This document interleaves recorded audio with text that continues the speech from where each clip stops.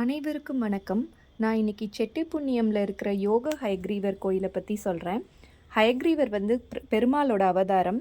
பிரம்மா கிட்டேருந்து அவரோட வேதங்களை மது கைட்டபன்கிற அரக்கர்கள் வந்து திருடிட்டு கொண்டு போய் கடலுக்கு அடியில் வச்சுட்டாங்க.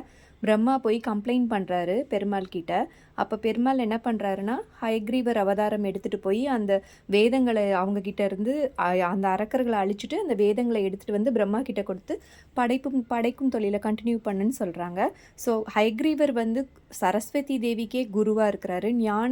ஞானம், கல்வி அறிவு, அப்புறம் நமக்கு உலக ஞானங்கள் எல்லா விதமான கலைகளுக்கும் குரு வந்து ஹயக்ரீவர் தான். ஸோ இவர் வந்து யோக ஹயக்ரீவராக இங்கே இருக்கார். நம்ம எக்ஸாம்க்கு நல்லா படிச்சுட்டு போயிட்டு நம்ம எக்ஸாம் ஹாலில் போய் சில நேரம் டென்ஷன் ஆகாமல் பேனிக் ஆகாமல் ஃபோக்கஸாகவும் கிளாரிட்டியாகவும் இருக்கிறதுக்கு வந்து ஹயக்ரீவர் ரொம்ப ஹெல்ப் பண்ணுவார். ஹயக்ரீவர் வந்து அங்கே கோவில் வந்து ரொம்ப நல்லா இருந்தது, ரொம்ப அமைதியாக இருந்தது. சின்ன கோவில் தான். பொறுமையாக ஒவ்வொரு ஃபேமிலியாக நிறுத்தி வச்சு அவங்க நம்ம கொண்டு போகிற ஹால் டிக்கெட், ஸ்டேஷ்னரிஸ் இதெல்லாம் வச்சு அவர் பாதத்தில் வச்சு நமக்கு கொடுக்குறாங்க.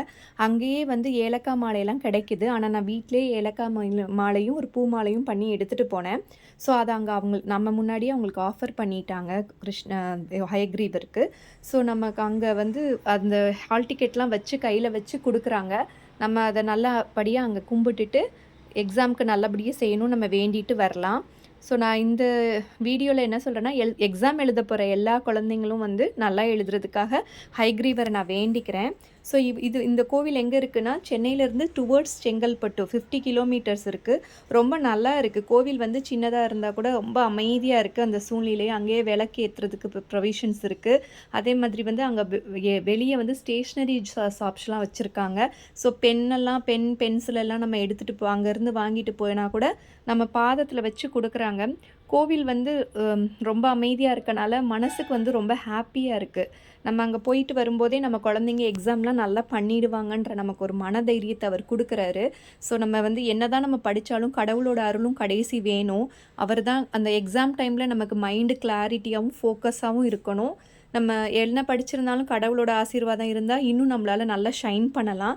அனைவரும் இந்த கோயிலுக்கு போயிட்டு நீங்கள் ஹயக்ரீவரோட ஆசீர்வாதம் உங்களுக்கு கிடைக்கணும்னு நான் வேண்டிக்கிறேன். ஸோ இதுக்கு பக்கத்துலேயே இன்னொரு கோயில் இருக்குது, சிங்கப்பெருமாள் கோயில். அங்கேயும் நாங்கள் விசிட் பண்ணோம். அதை நான் இன்னொரு வீடியோவில் உங்களுக்கு வந்து நான் போடுறேன். ஸோ இந்த வீடியோ பார்த்து எல்லா ஸ்டூடெண்ட்ஸுக்கும் ஆல் த பெஸ்ட்.